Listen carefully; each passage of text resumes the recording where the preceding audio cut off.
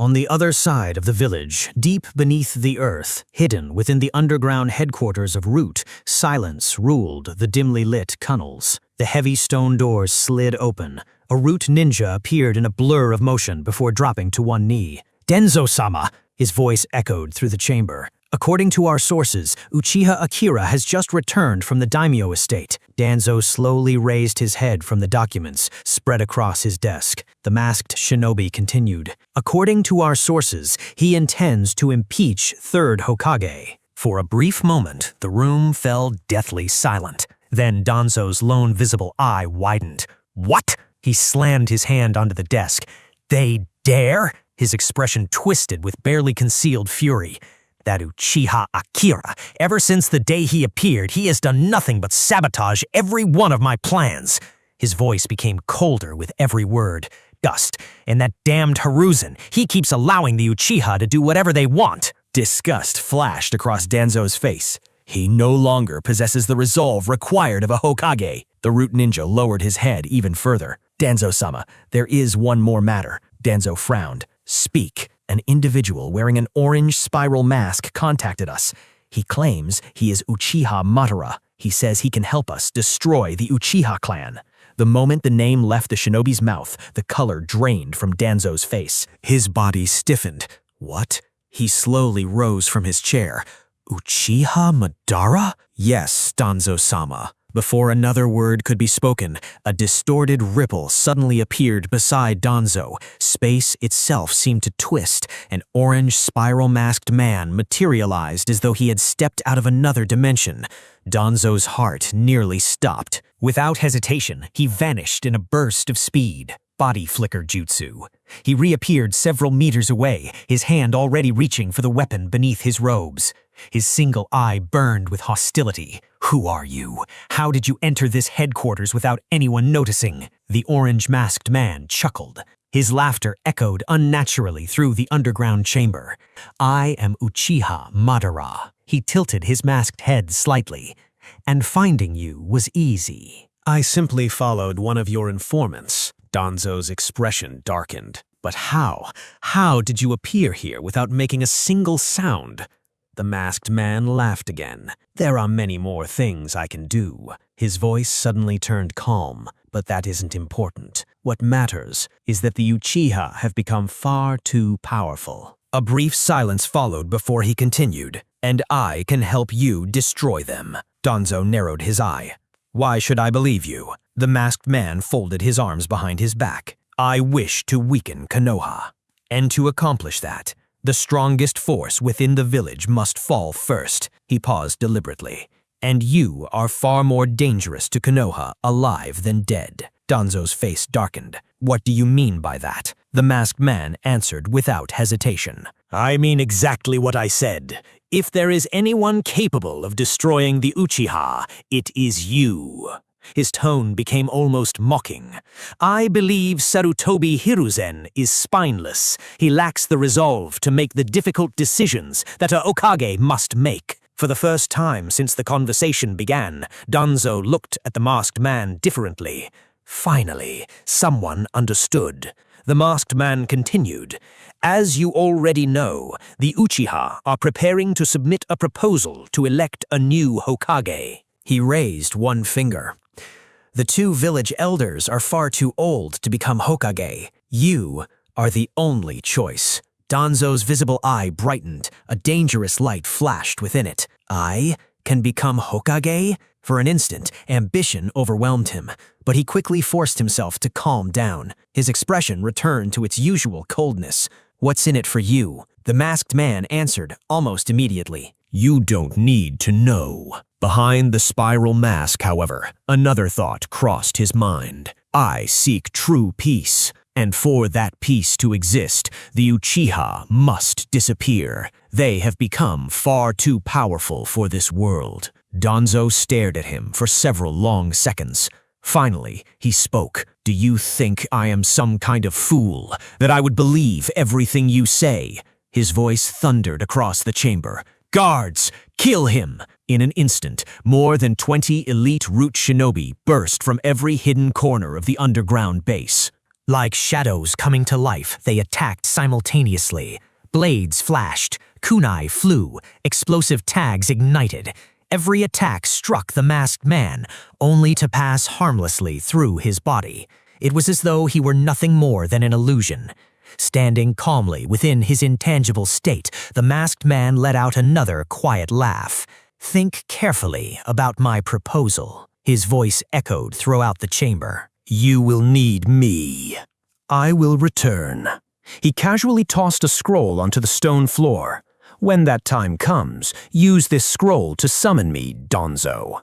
As soon as the scroll landed, his body twisted into a spiraling vortex. Within seconds, he vanished without leaving the slightest trace behind. The underground headquarters fell silent. Donzo's expression remained frozen. Then he suddenly roared, "Seal this entire safe house! Place a space-time barrier around it immediately! Move!" The root shinobi disappeared to carry out the order without hesitation. Donzo glanced once more at the scroll lying on the floor. His visible eye narrowed thoughtfully. Without another word, he turned around and walked deeper into the underground headquarters, his mind already racing with countless possibilities. Moments later, Donzo left the underground root headquarters and made his way toward the Hokage Tower. His expression had already returned to his usual calmness, hiding every trace of the conversation that had just taken place. Without announcing himself, Donzo pushed open the door and walked straight inside. Hiruzen Sarutobi looked up from the mountain of documents covering his desk. His brows furrowed slightly. "Donzo, what brings you here in such a hurry?" Danzo's lips curled into a faint smile. "Hiruzen, do you know the latest news?" Hiruzen set his brush aside. "What news?" Danzo's smile widened ever so slightly. "You are being impeached. The daimyo has already approved it. He has decided that you are no longer fit to remain Hokage." For the first time in years, genuine shock appeared on Hiruzen's face. "What?" His eyes widened. "To who is trying to impeach me?" Donzo answered without hesitation. "The Uchiha. They have already received official approval, and many of the village's clans are supporting them." Hiruzen slowly leaned back in his chair. Disappointment filled his aged eyes. "So, after everything I have done for this village, this is how they choose to repay me." He closed his eyes for a brief moment before speaking again. "I should bring Jiraiya back as soon as possible." Across the room, Donzo's expression remained calm, but beneath that composed exterior, anger surged. "Jiraiya, even now, he still doesn't consider me." Suppressing his irritation, Donzo spoke evenly. "And what about me?" Hiruzen looked at his old friend in silence for nearly a full minute. Finally, he slowly shook his head. "No, Donzo, we are both old. It is time for the younger generation to take the reins." A small smile appeared on Hiruzen's face. "Jiraiya has spent most of his life outside the village. He may not even be willing to remain in Konoha permanently. If necessary, he can temporarily hand authority over to the previous Hokage while he travels again." Hiruzen smiled to himself, clearly pleased with what he believed was a clever solution. Donzo watched him quietly. Inside, however, his thoughts were anything but calm. "You cunning old bastard. Right now, the Uchiha are the greatest obstacle. Once they are eliminated, and once I possess the power of their Sharingan, no one will be able to stop me from becoming Hokage." Keeping those thoughts hidden, Donzo asked calmly, "Do you really think Jiraiya can win the election? The Uchiha have tremendous momentum right now." "Absolutely not!" Hiruzen's voice rose sharply. "That can never happen." His expression hardened. "Donzo, do whatever is necessary. Destroy the Uchiha's reputation. We cannot allow power to slip from our hands." Donzo narrowed his eyes slightly. "And what is the real reason the Uchiha have gained so much momentum?" Hiruzen answered bitterly. "Uchiha Akira." The name alone seemed to sour his mood. Danzo spoke slowly. "What if Uchiha Akira were to die suddenly?" Hiruzen froze. "What? You mean kill him?" For several seconds, the office fell silent. Then Hiruzen frowned. "But if Uchiha Akira dies, the Uchiha will certainly rebel." Donzo nodded. "And isn't that exactly what you need?" "If they rebel, you can crush them openly. You can confiscate all of their businesses. It would be the perfect excuse to eliminate the entire clan. Hiruzen's eyes slowly widened. He had never considered it from that perspective. If that happened, the village would remain completely under my control. The newly developed commercial district would belong to the village. Even that tallest building, that luxurious penthouse overlooking all of Konoha, a Hokage should reside there. From its highest floor, I could watch over the entire village. As those thoughts crossed his mind, a faint smile unconsciously appeared on his face. Danzo noticed every change in Hiruzen's expression. He remained silent. Like a cunning politician he was, he already knew exactly how to guide people toward the conclusion he wanted. After a long pause, Hiruzen finally asked, "How will you do it, Danzo? Uchiha Akira rarely leaves his district. How do you intend to kill him inside his own estate?" Danzo's expression remained unreadable. "You don't need to concern yourself with that. I'll handle it. You simply prepare to take control of the Uchiha district." With those final words, Danzo vanished from the office in an instant. Only a faint gust of wind remained behind. Hiruzen sat alone in silence. His eyes drifted toward the village outside the window, while countless calculations filled his mind. Back beneath Konoha, hidden within the labyrinth of tunnels that formed Root headquarters, Danzo returned to his private chamber. The heavy stone door shut behind him with a deep rumble. Without sitting down, he called out coldly, "Guard." A Root shinobi instantly appeared from the shadows and dropped to one knee. "Danzo-sama." Danzo's single eye remained fixed ahead. "Bring me the scroll that the masked man left behind this morning." At once, the shinobi disappeared. A few moments later, he returned, respectfully holding the scroll with both hands before presenting it to Danzo. Surprisingly, Danzo made no move to take it. Instead, he looked at the kneeling shinobi and ordered, "Use it. Summon him." The Root ninja hesitated for only an instant before bowing his head. "As you command." He carefully unrolled the scroll across the stone floor. After forming a series of hand seals, he slammed his palm onto the summoning formula. A cloud of smoke erupted through the chamber. The surrounding space suddenly twisted into a spiraling vortex. Out of the distortion stepped the orange spiral-masked man.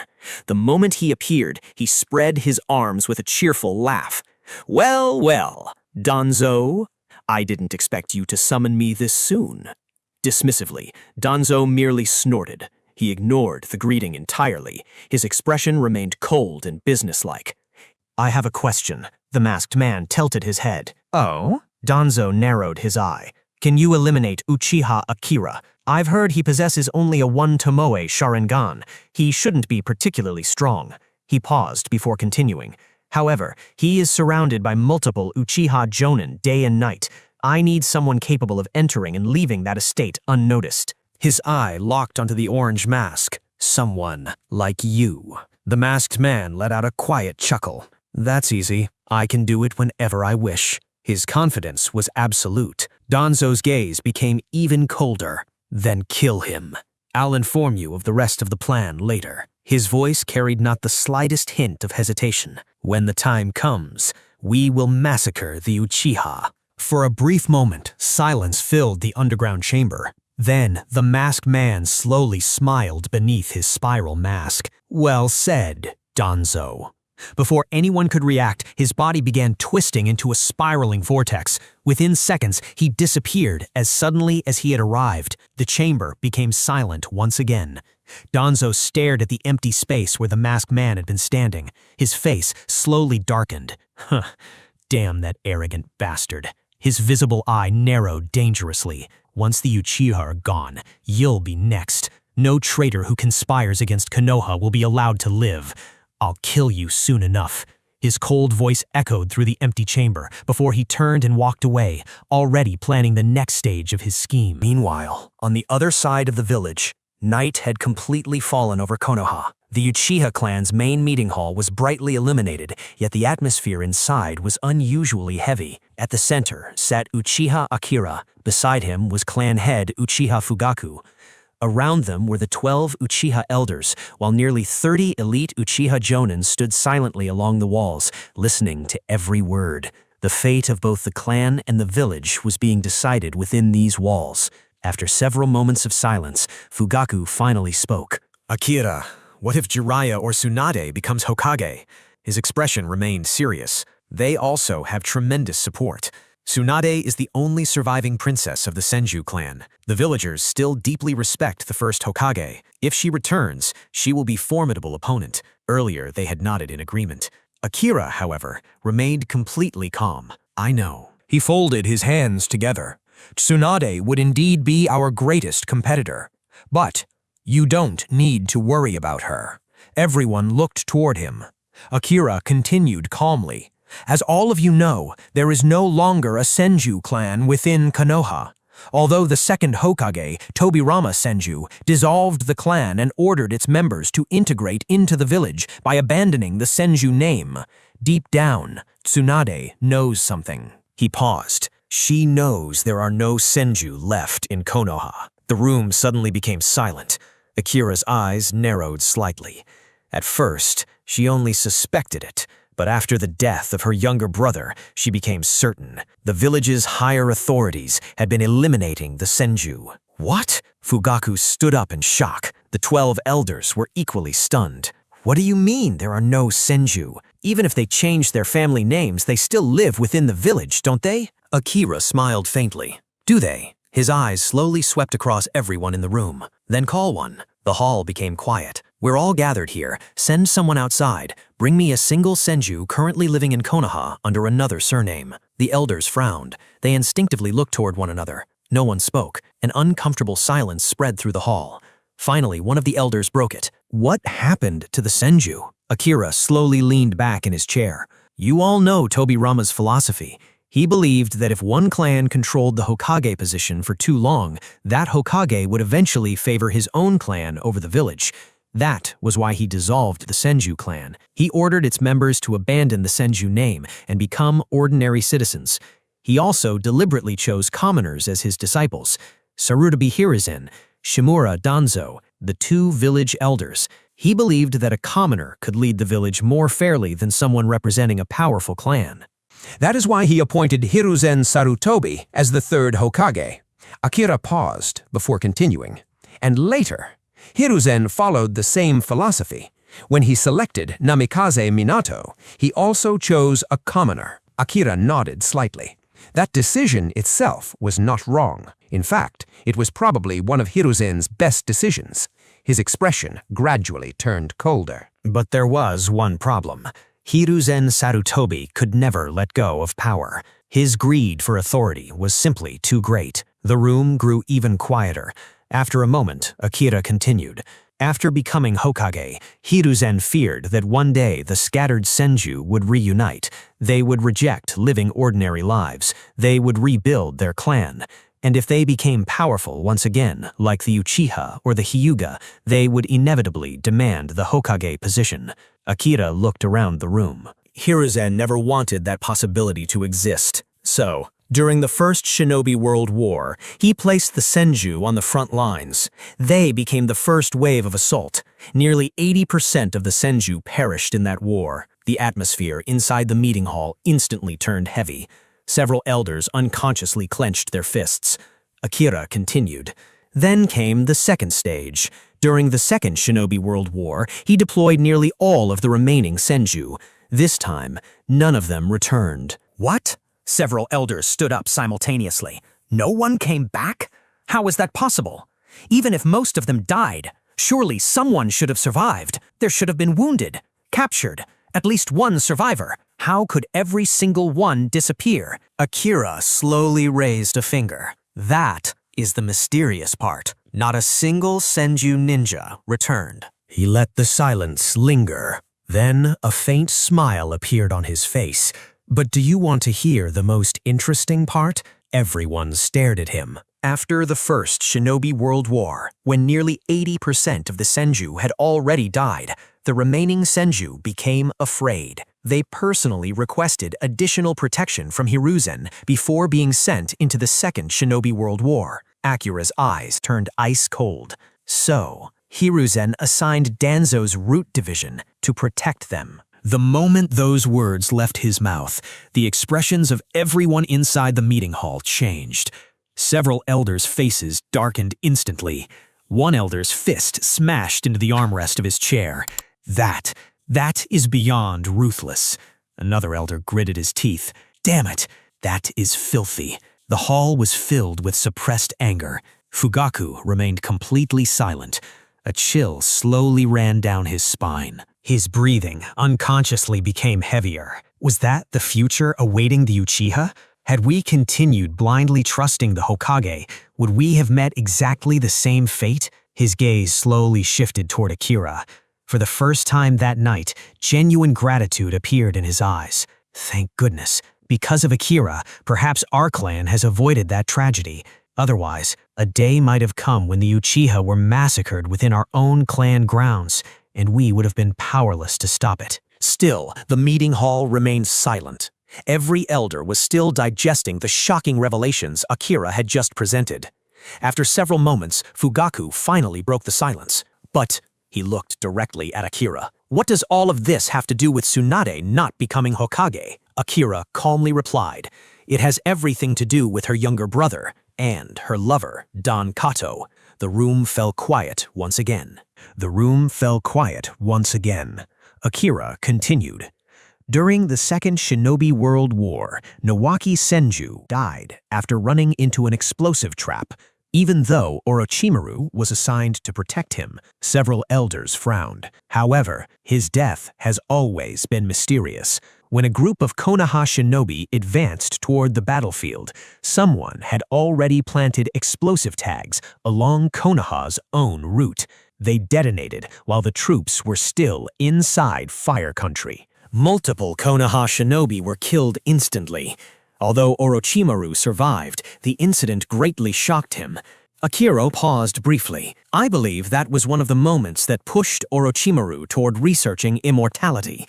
He witnessed death at extremely close range. He himself survived by only a hair's breadth. One of the elders frowned deeply. But how could explosive tags appear there? I heard the explosion occurred while they were still within Konoha's territory. Akira nodded. Exactly. That is the strange part. According to the official records, route shinobi had already been dispatched to inspect and clear that route before the troops departed. The entire hall fell silent. Every elder stared at Akira. Are you serious? One elder slowly stood up. Akira, that is an extremely serious accusation. Without saying another word, Akira formed a hand seal. A cloud of smoke appeared. Poof! A thick register landed on the table. He gently placed his hand on it. Elders, this is the official wartime deployment register. It records what happened, when it happened, and who was assigned. You only need to compare the timelines. One elder immediately stepped forward. Without hesitation, he snatched the register from the table. He rapidly flipped through its pages. The room became completely silent. Nearly 2 minutes passed. Finally, he slowly raised his head. Another elder immediately asked, "What did you find?" The elder swallowed before answering. "It's recorded here. Root was indeed sent to inspect that route before the troops departed." The atmosphere instantly became heavy. Shock appeared on every face.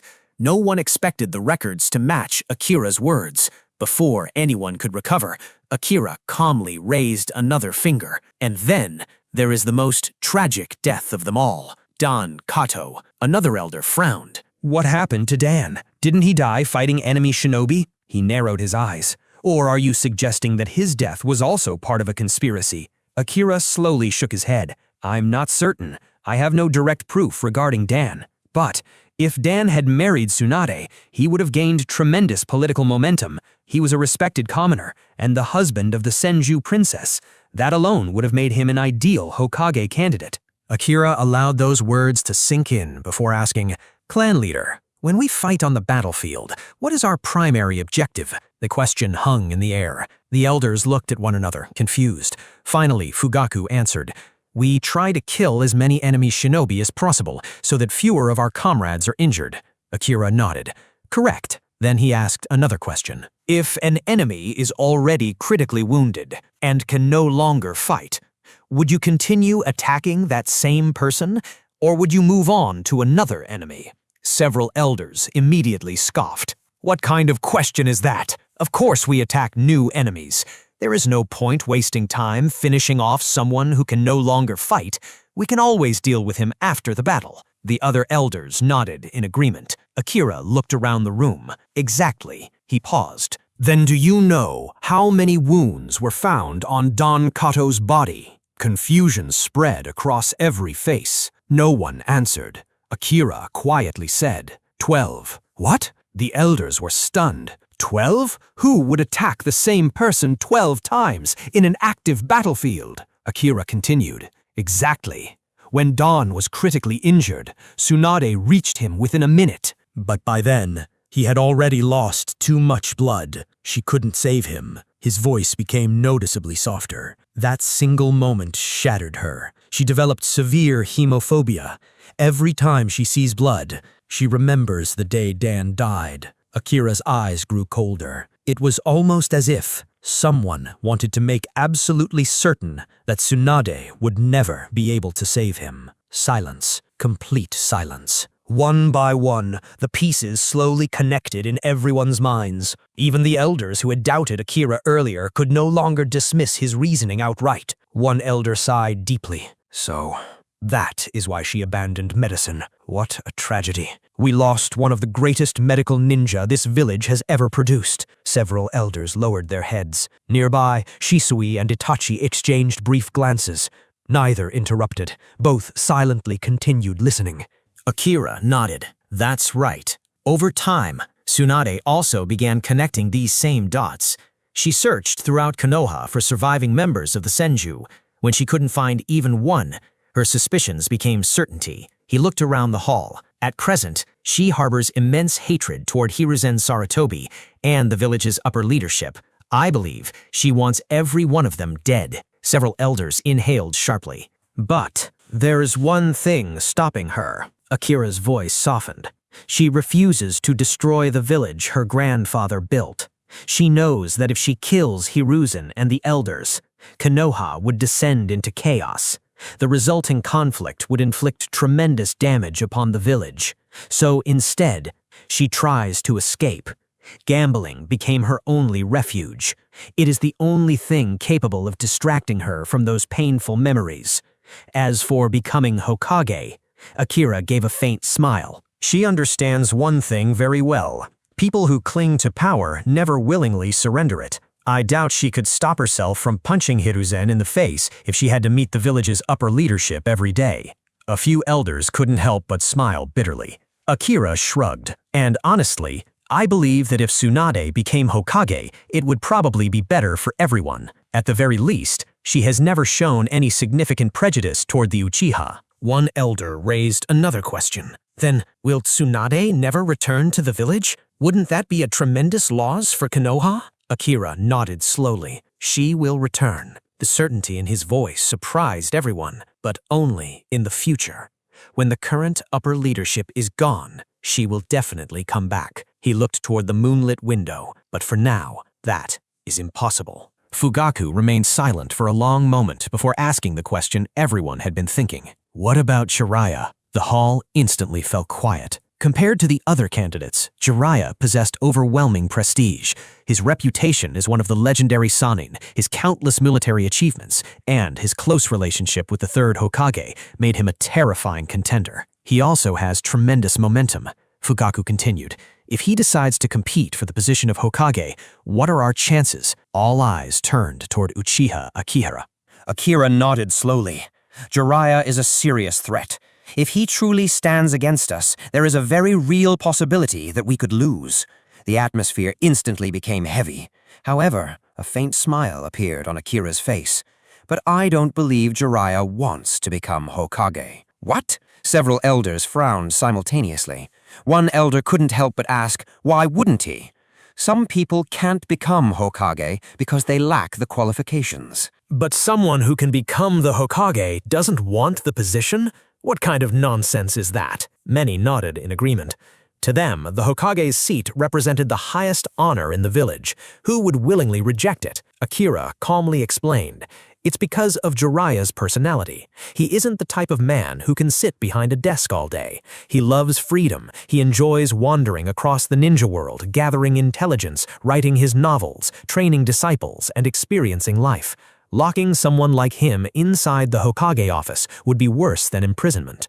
The elders considered his words. That actually sounded like Jiraiya. Akira continued. More importantly, Jiraiya isn't stupid. He knows exactly what Hiruzen and Danzo did. He knows what happened to Tsunade, and he also knows what happened to Orochimaru. Because of that, I doubt he even wants to see their faces. That's one of the reasons he has remained outside the village for so many years, under the excuse of searching for Orochimaru. The room became quiet. Then another elder frowned. What happened to Orochimaru?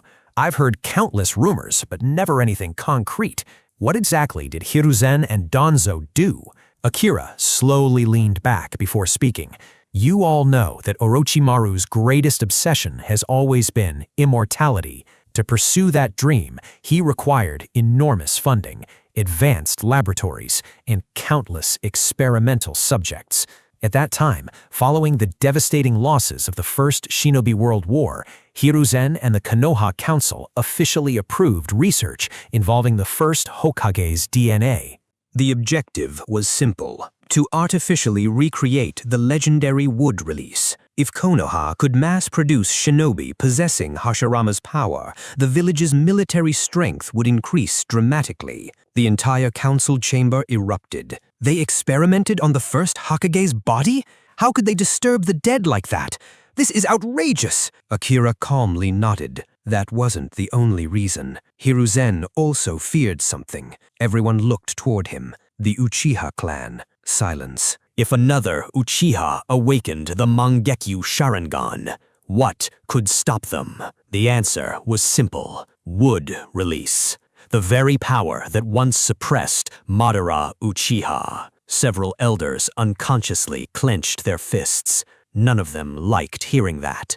In one corner of the hall, Shisui and Itachi exchanged silent glances. Even they had never heard this part of Konoha's history. Akira continued. For those experiments, Orochimaru required an enormous number of human test subjects. During wartime, enemy prisoners could be legally used. No one questioned it. But once the war ended, finding suitable subjects became extremely difficult. The project itself was completely legal in its early stages. However, the results were disastrous. Adult bodies rejected Hashirama's cells, their flesh rapidly transformed into wood. Some became twisted trees while still alive. Others died from uncontrollable cellular rejection. The room became eerily silent. Everyone could almost imagine the horrifying deaths. Akira spoke again. Later, Orochimaru discovered something. A child's body possesses extraordinary regenerative potential. The younger the body, the greater the chance of surviving cellular adaptation. As soon as those words left his mouth, every expression inside the hall darkened. Even the battle-hardened Uchiha Jonin felt chills. Shisui frowned deeply. Itachi became colder than ever. Akira looked around before continuing. So, the research shifted. They began experimenting on war orphans. No one spoke. Many elders slowly lowered their heads. Even those who usually supported Konoha's leadership looked uncomfortable. Akira continued. Eventually, Hiruzen himself realized the experiments had become too horrific. The casualties were overwhelming. The research remained unstable, so he officially banned the project. He ordered every remaining sample sealed and declared all future research forbidden. Several elders unconsciously relaxed. So at least the third Hokage did stop it. At least he still had a conscience. Others nodded in agreement. Then Akira paused. The silence lasted several seconds before calmly saying, "But the research never actually stopped." The entire hall froze. Akira's eyes became ice cold. Orochimaru and Danzo secretly revived the project underground. This time, they crossed a line from which there was no return. They kidnapped 60 infant children. They believed newborn bodies would integrate Hashirama's cells more successfully. A murderous aura spread across the council hall. Several Uchiha Jonin instinctively released killing intent. Even the elders could no longer remain calm. Children? They experimented on babies? Those bastards. Suddenly, one elder slammed his palm onto the table. Nonsense. What proof do you have? These are nothing but baseless rumors. You are slandering the highest leadership of Konoha. Akira didn't become angry. Instead, he smiled. You want proof? Very well. He slowly turned toward the back of the hall. Shisui, come here. Shisui blinked. Me? He stepped forward respectfully before bowing. Elder Akira. Akira looked directly into his eyes. You served within the Anbu. Tell everyone, do you knew someone with the code name Tenzo? The moment he heard that name, Shisui's pupils contracted slightly. Yes, I know him. Akira nodded. What is his chakra nature? Fire? Lightning? Wind? Water? Shisui thought carefully before answering. I've never seen him use any of the 5 basic elemental releases. Akira smiled. Exactly. He pushed another file across the table. This is Tenzo's personnel record. The nearest elder opened it. Akira spoke calmly. Tenzo possesses wood release. He has strict orders never to display it publicly. When Hiruzen raided Orochimaru's laboratory after his defection, Tenzo was one of the surviving children. He has no known family, no clan. His background is completely clean, and despite being only 11 years old, he has already been registered as a Jonin. The elders' expressions gradually changed. After investing so many resources into cultivating their own clans, even the Uchiha could barely guarantee 50 Jonin. Yet, an 11-year-old orphan had already become one. How terrifying was his talent? One elder slowly closed the file. So they actually succeeded. They created a wood release user, and we never even knew. Another elder immediately asked, but you still haven't explained. What exactly did the 3rd Hokage do to Orochimaru? Akira nodded. Do you all remember? Who became the 4th Hokage? Everyone looked at him as if the answer were obvious. Namikaze Minato. Akira nodded. Correct. But tell me, at that time, who was actually the strongest candidate for Hokage? The answer came almost instantly. Orochimaru. Akira smiled. Exactly. There was no doubt.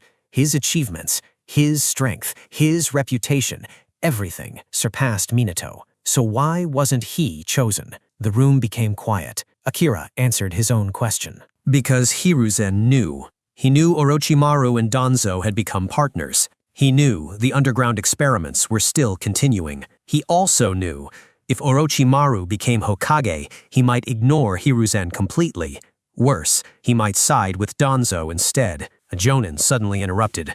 Wait, are you saying Hiruzen knew the illegal experiments were continuing and deliberately allowed them? Akira looked directly at him. Hiruzen is not a fool. He controls Konoha's budget. He knows exactly where the village's money goes. Do you really believe enormous secret laboratories could operate for years without the Hokage noticing? The Jonin fell silent. Akira continued. He investigated. He absolutely knew, but he didn't stop it. Because if the experiments succeeded, Konoha would gain an unimaginable military weapon.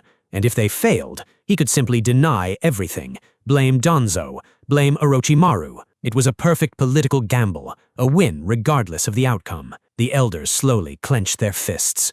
Akira continued. That is also why, when Orochimaru was finally exposed, Hiruzen's first priority wasn't execution. He simply wanted Orochimaru detained, only until Minato officially assumed the Hokage's office. But Orochimaru understood everything. He knew Hiruzen intended to discard him after exploiting years of research. So, he fled the village. Akira shook his head. The ironic part, Orochimaru never truly cared about becoming Hokage. If he had accepted the position, the first thing he would have done was divert even more of Konoha's budget into scientific research. There has only ever been one thing that truly mattered to Orochimaru: immortality. Everything else was secondary. He looked around the room, and Jiraiya knows all of this. He knows what happened to Orochimaru. He knows what happened to Tsunade. He knows what happened to several clans. He couldn't support Hiruzen, but he also couldn't bring himself to openly oppose the village he loved. So, he chose a third option. He left. Officially, he remained outside the village searching for Orochimaru. In reality, it was an infinite leave. He simply distanced himself from Konoha's politics. Silence once again filled the council hall. Finally, an elder spoke. But what if he returns? He could become Hokage, and after taking the position, he could simply leave again. Akira nodded. That is entirely possible, which is precisely why I called him our greatest competitor. The elder's expressions became serious. One jonin asked, "Then what do we do if he really returns?" Akira's lips slowly curved into a mysterious smile. "If that day comes, we simply destroy his reputation." The room blinked. Destroy his reputation? How? Akira only chuckled. "Leave that to me." No one noticed the strange look hidden deep within his eyes. Inwardly, Akira couldn't help but laugh. "There is a reason future Naruto calls you the pervy sage, Jiraiya. As long as the Uchiha police keep a close eye on every women's bathhouse in Konoha, sooner or later, we'll catch you red-handed. Once that happens, a few carefully leaked reports, a handful of witnesses, your reputation as Hokage material will disappear overnight. Of course, that would only be his last resort." Jiraiya was one of Konoha's greatest military assets. Akira had no intention of forcing such a powerful shinobi to abandon the village completely. If possible, he would rather keep Jiraiya as Konoha's strongest protector, just not as its Hokage. The hall had yet to recover from the revelation about Jiraiya when Fugaku suddenly spoke again. "If everything you've said is true, then tell me, Elder Akira, after Hiruzen, does Konoha truly have no one left who possesses enough prestige to become Hokage?" Every elder looked toward Akira. Akira slowly shook his head. "I wouldn't say there was no one. There were. It's just, Hiruzen knew exactly who could become his political rivals. So he gradually removed them from the board." Fugaku frowned. "Who else? I don't remember anyone besides the Sannin." Akira slowly raised a single finger. "The white fang of the leaf." The moment those words were spoken, the entire council hall exploded. "What? Hatake Sakumo?" Several Uchiha Jonin stood up in disbelief. "Don't tell me. Are you saying the third Hokage killed him as well? Didn't he commit suicide?" Even Fugaku's calm expression changed. "Akira, what you're saying, is it really true?" Akira calmly nodded. "Think about it yourselves. During the Second Shinobi World War, Sakumo single-handedly commanded numerous frontline operations. His achievements were legendary. He had already served as the commander of the Anbu. He possessed both military experience and leadership. If something happened to Hiruzen, he could immediately assume command of Konoha. No one argued. Those were undeniable facts." Akira continued. "Politically and militarily, his prestige across the entire ninja world was so overwhelming that even the combined reputation of the legendary Sannin couldn't compare. He was the obvious candidate to become the fourth Hokage." Many elders slowly nodded. Everyone knew how famous Hatake Sakumo had been. Akira smiled faintly. "Do you know, there were villages that issued standing orders to immediately retreat if they encountered the White Fang. Even enemy ninja who committed capital crimes could be temporarily pardoned if escaping meant surviving an encounter with him. Such was the fear his name inspired." He paused before adding, "That level of respect was never officially granted, even to Hiruzen himself." The room fell into complete silence. One jonin finally asked, "If Sakumo was that extraordinary, then how exactly did he die?" Akira's eyes narrowed. "His reputation. It simply became too great. The more victories he achieved, the more voices began appearing throughout Konoha. The third Hokage is getting old. It's time for the younger generation to take over." "Hatake Sakumo should become Hokage." Akira let out a cold laugh.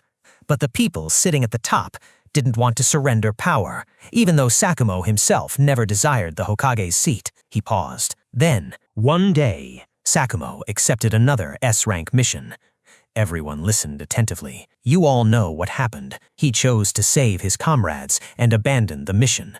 The mission failed." Everyone nodded. "That incident was famous throughout the ninja world." Then Akira suddenly scoffed. But do you know what the funniest part is? The elders looked confused. What? Akira leaned forward. The details of that S-rank mission spread throughout Konoha before the day even ended. An elder blinked. What's strange about that? News spreads quickly. Akira didn't answer immediately. Instead, he looked toward the gathered jonin.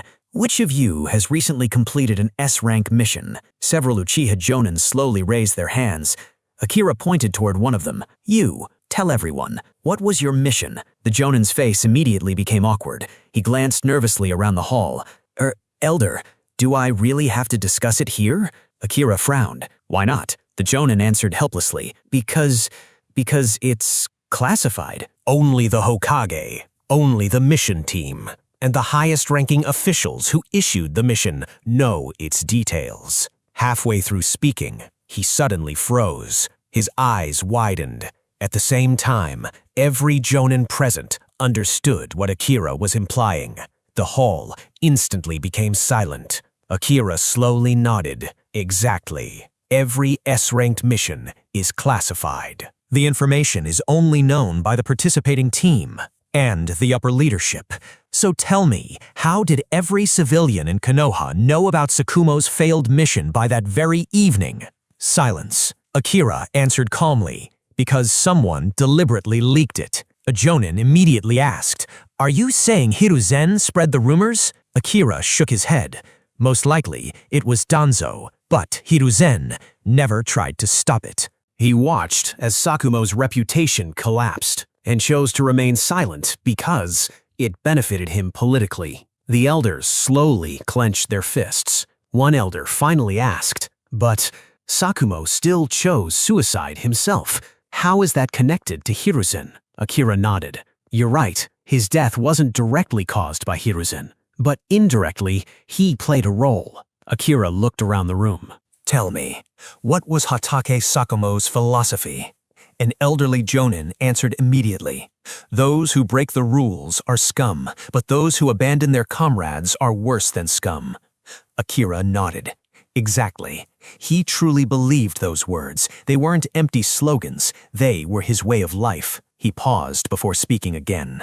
The problem was the teammate he saved. Akira's expression became cold. That man was one of Danzo's spies. He had been deliberately assigned to Sakumo's team, not to assist him, but to monitor him. Several people inhaled sharply. Akira continued. After the failed mission, that same man visited Sakumo, and instead of thanking the man who had saved his life, he blamed him. He said, "The mission was more important. A ninja's life can be sacrificed, but a failed mission can never be undone." Every Uchiha present fell silent. Akira slowly closed his eyes. Those words destroyed Sakumo. The betrayal of the very comrade he had risked everything to save shattered his convictions. He began questioning his own philosophy. He wondered, had I been wrong all along? Were the rules truly more important than human lives? He couldn't find an answer. The atmosphere inside the council hall became unbearably heavy. Akira continued. Meanwhile, the Hatake clan became increasingly furious. They watched their clan's greatest hero being publicly humiliated. They blamed Hiruzen because he never stopped the rumors. They believed if Sakumo became Hokage, the Hatake clan would finally stand at the peak of Konoha. Their resentment grew. Akira glanced toward the Uchiha elders. Just like our own clan, there were members of the Hatake clan who once considered a coup. They had complete confidence in Sakumo's strength. The elders silently lowered their heads. They understood that feeling better than anyone. Akira sighed, but Sakumo didn't want to see conflict between his clan and the village he had spent his entire life protecting.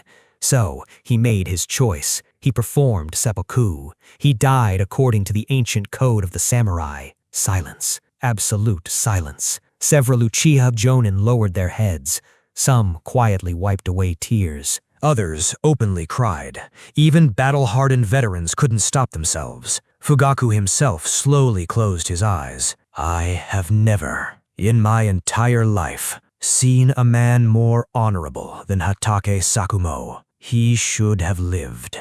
Akira silently nodded. Even Hiruzen was reportedly shocked. He never expected Sakumo to actually take his own life. I don't know whether he truly regretted it, but what happened afterward was even more tragic. The room became quiet once again. Akira continued. During the Third Shinobi World War, most of the Hatake clan's shinobi were repeatedly assigned to the most dangerous front lines, and one after another, they died. The council hall erupted with rage. Damn Hiruzen, that old fox! So this is his will of fire. He preaches about protecting comrades, yet destroys his own heroes. He keeps speaking about the next generation while eliminating every person capable of replacing him. He isn't protecting Konoha. He's rotting it from the inside. Many elders' expressions became extremely ugly. Even those who had once respected the third Hokage no longer knew what to think. The image of the benevolent Professor Hokage that countless shinobi admired was beginning to crack, and for the first time, many of them wondered just how many of Konoha's greatest tragedies had unfolded because the man sitting in the Hokage's office chose silence over justice. The council hall remained deathly silent. Everyone was still digesting the truth surrounding Hatake Sakumo when one of the elders suddenly frowned. Then, what about Kakashi? Everyone turned toward him. If everything happened as you said, how does Hatake Kakashi react to all of this? He should hate the third Hokage more than anyone. Uchiha Akira slowly shook his head. I don't think he cares. The answer shocked everyone. What? Akira sighed. To be more accurate, I believe Hatake Kakashi is mentally unstable. The room immediately became restless. Several elders frowned. Fugaku looked directly at Akira. Mentally unstable? Explain yourself. Akira folded his hands behind his back. You all know Hiruzen possesses an ability far more terrifying than any ninjutsu. He can manipulate people. He wraps everything beneath the banner of the will of fire. He convinces others that sacrificing themselves for the village is the greatest honor. As he spoke, Akira suddenly looked toward one corner of the hall. His eyes stopped on Shisui. Just like he manipulated Shisui, every gaze immediately landed on the young Uchiha genius. Shisui's face instantly turned red with embarrassment. He lowered his head, unable to refute those words. Not long ago, truly he had believed that sacrificing the Uchiha clan for the village was the correct decision. Seeing Shisui's reaction, the elders silently understood. Akira wasn't exaggerating. Fugaku frowned. So you're saying Kakashi has also been influenced by Hiruzen? Calmly, Akira nodded. After Hatake Sakumo died, there was one person who genuinely cared for Kakashi, Kushina Uzumaki. Several people looked surprised. She often brought him lunch. She treated him like family. And Minato. Minato wasn't merely his commander, he was his teacher. He practically raised Kakashi after Sakumo's death. Akira's voice gradually became colder. Then tell me, when Minato died, when Kushina died, when Naruto became an orphan, where was Kakashi? Silence. Akira continued. Clan head. You all know how Naruto has been living. A lonely child, hated by the villagers, neglected, isolated. Kakashi was assigned to secretly watch over Naruto. He witnessed everything, but he never questioned the third Hokage. He never asked whether treating Minato's son this way was right. He simply accepted it, as though everything happening was perfectly normal. The hall became quiet. Many elders couldn't argue against that. Akira sighed softly. That is why I believe his mind has long since broken. He follows orders. He no longer questions whether those orders are right or wrong. After a brief silence, Akira changed the subject. Regardless, there is currently no perfect candidate capable of replacing Hiruzen, but there are still several individuals with enough qualifications to compete. He slowly raised 3 fingers. The first, Jiraiya. No explanation is needed. The second, Nara Shikaku. Several elders nodded. He already possesses the support of both the Akimichi and Yamanaka clans. The Ino-Shikacho alliance gives him considerable political influence. Akira raised his final finger. And lastly, the Uchiha Clan, the founding clan of Konoha. His eyes slowly swept across everyone present. And thanks to everything we've accomplished over the past year, the image of the Uchiha has greatly improved. Many clans have begun viewing us in a much more favorable light. One elder couldn't help asking, but who from our clan could actually become Hokage? Before anyone else could answer, one of the Jonin immediately stood up. It should be Elder Akira. The room instantly erupted. I agree. Elder Akira should become Hokage. He has both wisdom and vision. He exposed Hiruzen's schemes. He deserves it. Soon, almost every Jonin was voicing support. Akira! Akira! Akira! An elder slowly raised his hand. Gradually, the room quieted once more. He looked toward everyone before calmly speaking. Elder Akira cannot become Hokage. The cheering instantly stopped. He continued, "The Hokage is not merely the village's strategist. He is also the symbol of Konoha's military strength, the one who deters every enemy nation, the strongest shinobi standing at the very peak." He turned toward Akira. Elder Akira carries the Uchiha name, but he currently possesses only a single Tome Sharingan. His prestige alone cannot intimidate the other clans. We need the strongest Uchiha, the one whose power can silence the entire village. One Jonin immediately stood. Then clan head Fugaku. He is undoubtedly the strongest among us. The elder slowly nodded. Clan head Fugaku possesses both strength and prestige. He would be an excellent Hokage candidate. Fugaku immediately shook his head. "No, I'm already too old. My generation has passed." He turned toward Akira. "I still believe you should become Hokage. You possess the mind necessary to lead Konoha." Akira smiled helplessly. "Clan head, the elder is correct. I cannot become Hokage. I'm still too young." And he pointed toward his eyes. "I possess only a single Tome Sharingan. My strength alone cannot convince the village." Just as the conversation seemed to be ending, a cold voice suddenly echoed through the chamber. "Well said, Uchiha Akira. You certainly know many secrets." Everyone froze. A ripple distorted the air behind Akira. Space itself twisted into a spiral. An instant later, a man wearing a dark cloak and an orange spiral mask silently emerged from the distortion. The atmosphere instantly exploded. Enemy! Every Uchiha present activated their Sharingan almost simultaneously. Weapons flashed. Killing intent filled the hall. One Jonin roared, "Protect Elder Akira!" Several elite Uchiha disappeared in a body flicker technique, charging straight toward the masked intruder. But before anyone could reach him, Akira's body suddenly twisted into the same strange spiral distortion. He vanished. The masked man simply stood there silently. The attacking Jonin slashed straight through him, only for their blades to pass through empty space. What? He became intangible! The next second, the eerie masked man also disappeared into the spiraling distortion. The council chamber instantly fell silent. Everyone stood frozen. "What just happened?" one Jonin suddenly screamed. He took Elder Akira!" Shisui's expression immediately darkened.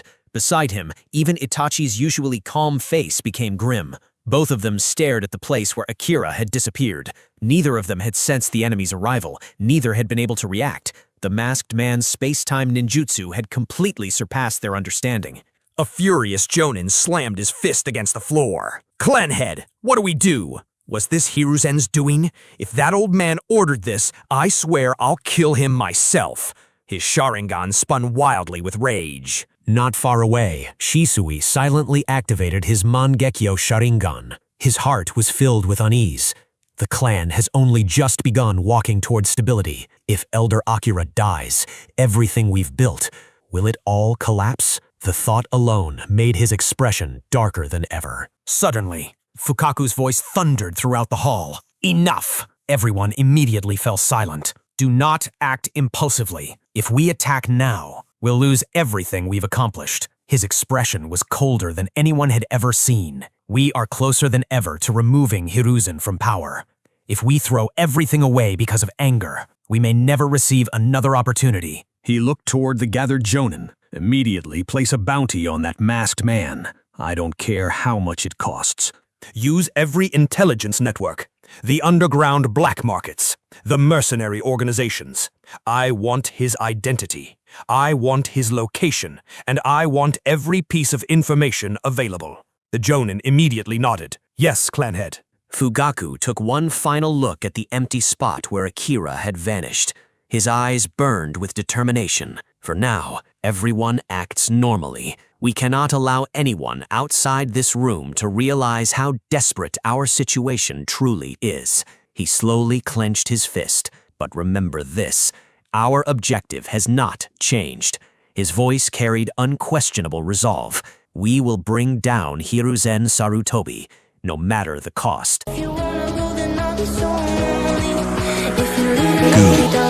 Master.